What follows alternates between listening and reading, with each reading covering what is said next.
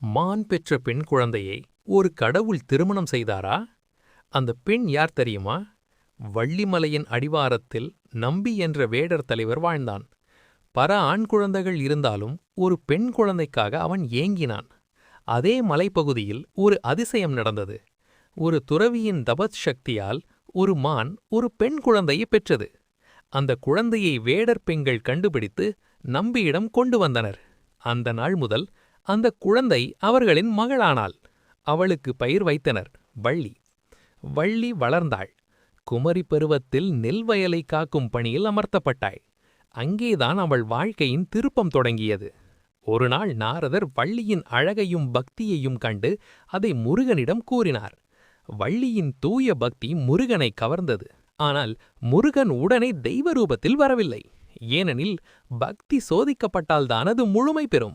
ஒரு நாள் நம்பியின் உடல்நிலை குன்றியது. அப்போது ஒரு முனிவர் வந்து சிவனை புகழ்ந்து பாடினார்.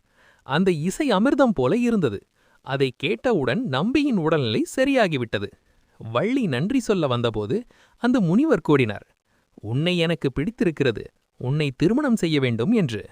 வள்ளி பணிவுடன் மறுத்தாள். "நான் ஒரு வேடர் பெண்" என்றாள்.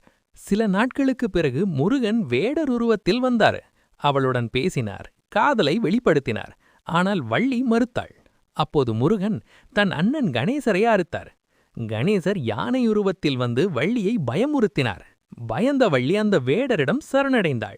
அவர் சொன்னார், "என்னை மணந்தால் காப்பாற்றுவேன்." அச்சமுற்ற அந்த நொடியில் வள்ளி சம்மதித்தாள். அடுத்த நொடி ஒளி பரவியது. வேடம் மறைந்தது. அங்கே நின்றது முருகன்.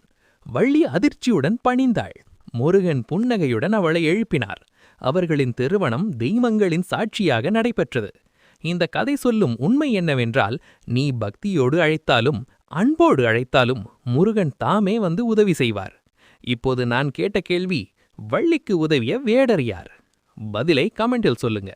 உங்களுக்கு இந்த கதை பிடித்திருந்தால் பிலீவர்ஸ் காட் சேனலை சப்ஸ்கிரைப் பண்ணி லைக் அண்ட் ஷேர் செய்யுங்கள் மக்களே.